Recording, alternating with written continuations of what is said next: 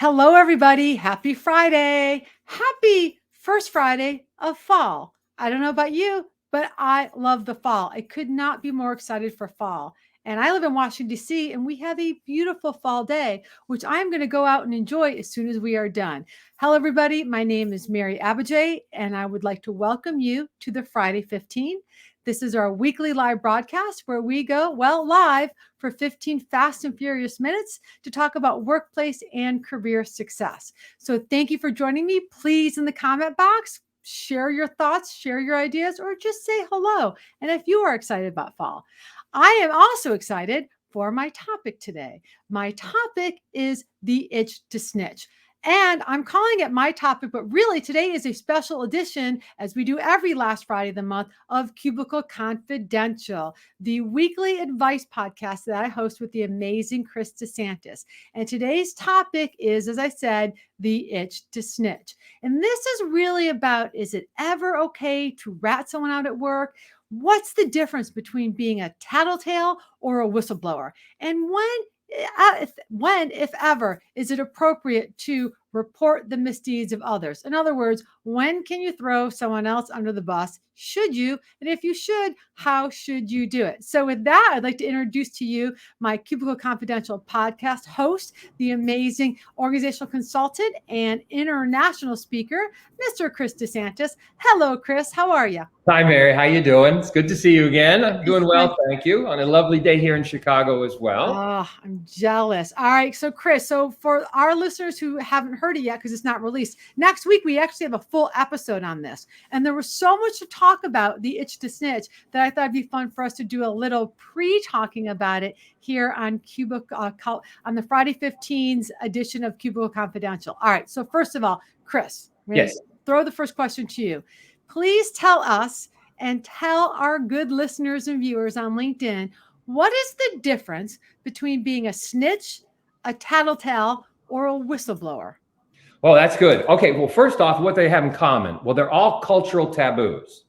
When you break this, you have a problem. And so the snitch, when somebody says the snitch, that's a criminal association. So it's inherently bad what that person has done when they have snitched. Especially if you work for the mafia. Exactly. You get some cement shoes. And then tattletales is childish. So the association there is you're being immature. Now, the whistleblower is its own case. That has societal implications, and it's sort of truth to power. It's a norma ray moment.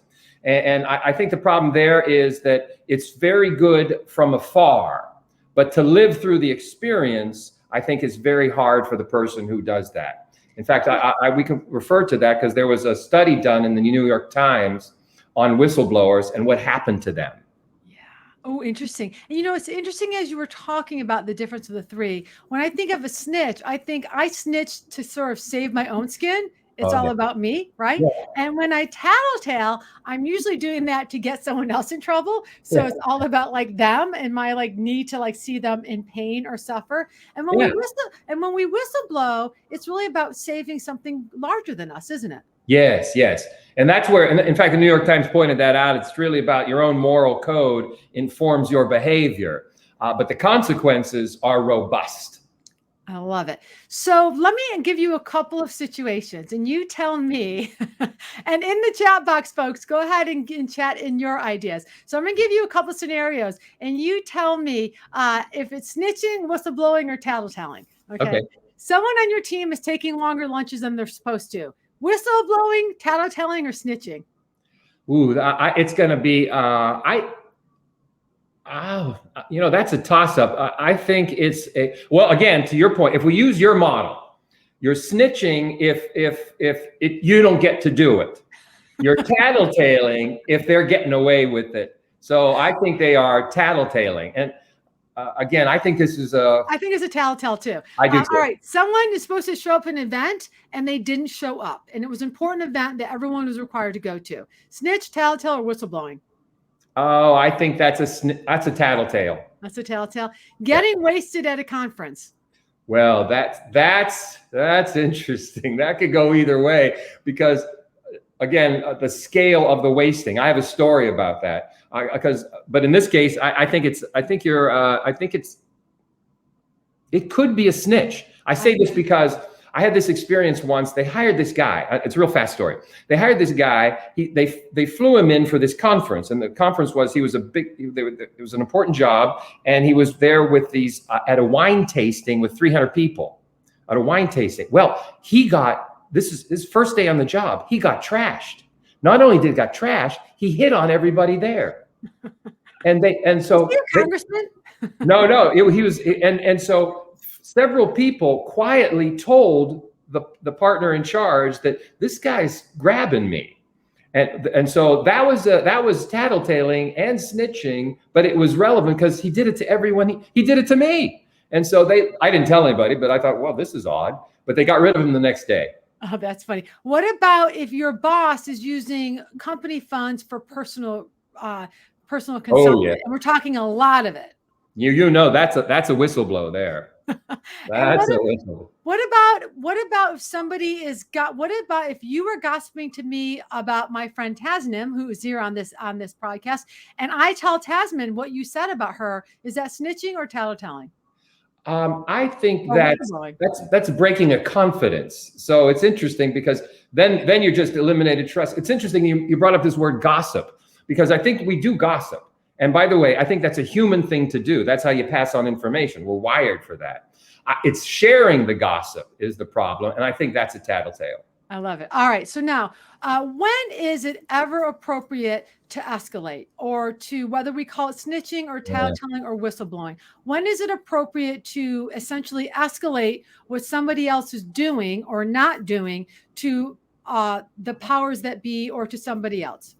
Yeah, I think one of the things I was thinking about there is ethical breaches of any kind. Mm-hmm. So if there is any kind of behaviors that are inappropriate that should be reported right away, then do so. I think any criminal implication, like this guy taking funds, or significant policy breaks. So if they're doing things like, I don't know, taking out the company car or taking the company jet, whatever that would be. So in those and physical danger, anything that implies danger to yourself or others, I think those are all appropriate. And anything that compromises, in fact, the brand of the company in which you are working.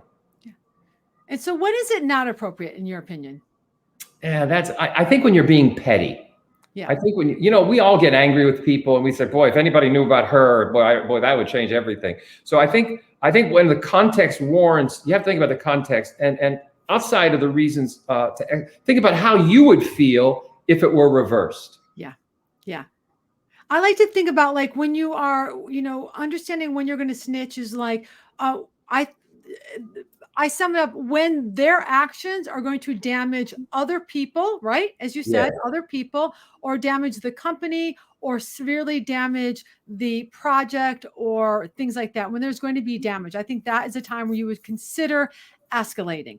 And I would say you also, as you said before, you want to really make sure you interrogate your intentions. Yeah. Are you trying to help the company, the project, the human race, or are you solely interested in advancing your own agenda, right? Or saving your own skin? So I think that can be a good sort of question we need to ask ourselves before we determine whether or not this is a tattletale, snitcher, or whistleblower situation. I love that. I love this notion of interrogating your intention, being honest about that. Because one of the challenges with that is we will rationalize, well, they need to know this. They need to know this. Because we like to be the hero of our own story. So we are not tattletales in our heroic version of self. Well, I like to be the hero of everybody's story. So let's just be clear about that. All right.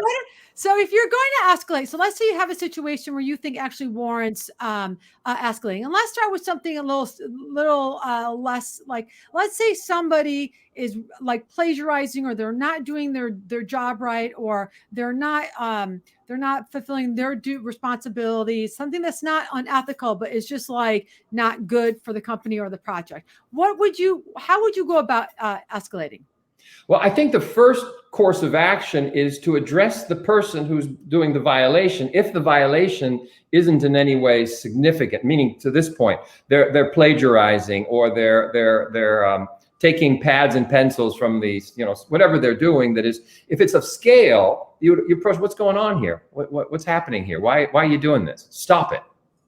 So I think that's the first recourse. Kind And of like an I see you, or like you need to stop. All right. So let's say you talk to the person first and they're like, mind your own beeswax. yeah. Then what do you do? Well, then you got to say to yourself, okay, how significant is this? This is like picking your battles. Am I going to war over tablets and pens, or will this? And the other thing you have to think about is, will this come back to me in some way? As if somebody will say, "I thought you should have known this. How did this get past you?" You see, Yeah. then you become complicit. So if there's the potential for you to be complicit in this, you got to go to the boss. Yeah, I love it. Yeah, so I was thinking that I think of this in the same way of talk to the person first, and then before you escalate, you got to really determine the real damage, right? Like what Right. is, to your point, like what is really going on here? What is, what are the pros of me going and stopping this? Or is it just something petty, or is it something significant? And then Exactly. and then what do you do? Like, how do you decide who to escalate it to? Because I think that's an important piece too. Like, Yeah. are you going to go right to the top? Let's say you've talked to the person, you've determined the damage, it's worth mentioning something, that person isn't going to do anything. Then how do you determine who to go escalate it to? Well, this is where I think one of the most valuable aspects of a mentor, having somebody in the company that can give you advice that is organization, because somebody who has an ear for the organization, somebody who you trust, who trusts you, that will keep your confidence. But now again, once they know, you have a certain responsibility to take some action, but they can give you, say, okay, in this kind of situation, dealing with so and so, escalating in this department, I've dealt with HR, they're going to give you sort of the skinny. Yeah, I love it. And I think that, by the way, I think they distinguish themselves from a coach. A coach, while useful in career advice, does not necessarily know the players. Yeah. You need someone with the institutional knowledge of your Yeah. organization that can help advise you, and they can help direct you to the right person. Because I'm assuming, depending on what it is, you don't want to escalate higher than you need to escalate, right? No, You no. want to escalate to the right person, the right level, because at some point you do want to save the relationship if this isn't a bad person. And then, one piece of advice that I would give people is when you go to do the escalation is to focus on the problem, Oh, yeah. not the person, right? Like, say I'm having a problem, or this project's running into problems.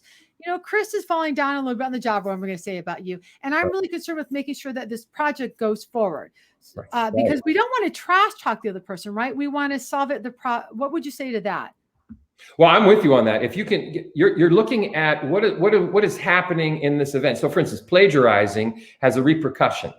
Now, this information came from some other source. It's not cited. What do we want to do about it? You see, so we have to do something here. Now, you're not saying, hey, Mary did this. She should, because we could just assume maybe Mary's innocent of this. I'm just talking about the plagiarizing, not the person. I love it. That's beautiful. Or, a lot of our team members have showed up shit-faced or drunk at the last session, at the last convention thing. I think we need to have policy. So something like that. Yeah. Don't throw people under the bus, raise the problem, not the person, and don't trash talk. Exactly. Hey, we're out of tablets again. All right. So Chris, what are the dangers of escalating, snitching, or whistleblowing? What do people have to be on the lookout for? This is interesting because I think what happens here is the social isolation. Once you get the reputation, oh, she told on, so all of a sudden now people sort of diminish perception of trustworthiness, even if you're the good guy. And that was interesting in the New York Times survey that they did. Retaliation was rampant among the people that actually blew the whistle on this poor behavior of the organizations. And in the private sector, I thought was interesting. All of the people that did whistleblowing were let go. Yeah. Amazing, right? So retaliation, 50% of them got retaliation from peers. Bosses, 80-some% of their bosses gave them grief. So Yeah, you're absolutely right. And so for whistleblowers, which is a noble thing to do, you have to be prepared probably to lose your job, right? You've got to be prepared, which doesn't mean you shouldn't do it, doesn't make it right, but retaliation is a very real thing. And I think if you're whistleblowing or tattletaling or snitching on your colleagues, I think you need to be prepared for that relationship to end. Am I right? Absolutely, absolutely. Because it's hard to be the hero in this. We don't have narratives where the hero is running around telling on other people. Telling on other people. So let's sum up. So determine if it's real damage, what the real damage is. Determine whether it's like just a work product thing or an ethical thing. Like figure out what it is you're dealing with. Talk to the person first. Give them a chance to explain themselves or fess up or make good. Escalate to the right person and find out the right person to escalate to, whom the right person is. When you do escalate, focus first on the problem, not the person. No trash talking, and be ready to accept any consequences from your snitching, whistleblowing, or tale-telling. Is that about right? Wow, yeah, that was very thorough. Well done. Well, I Chris, need to tell people that. I know, right? As well as always, it's a delight to be with you. Everybody, please check out our podcast, cubicleconfidential.com. We answer your questions on that podcast. Chris's answers are really smart. Mine are sometimes a little bit smart. They're always salty. So please feel free to check us out. Send us your questions, your problems. And next week on the Friday 15, we are going to have Mr. Jake Jacobs, and he is going to talk about organizational change and how you can do it easier and faster. That sounds good to me, right, Chris? Absolutely. I think he's going to give us a magic wand or something. I don't know. Anyway, people, Chris, thank you so much for joining us today. As always, I love you. Love Everybody, you, thank you for joining the Friday 15. Have a lovely fall weekend. And until we see you next week, be good, be kind, and work hard. Bye.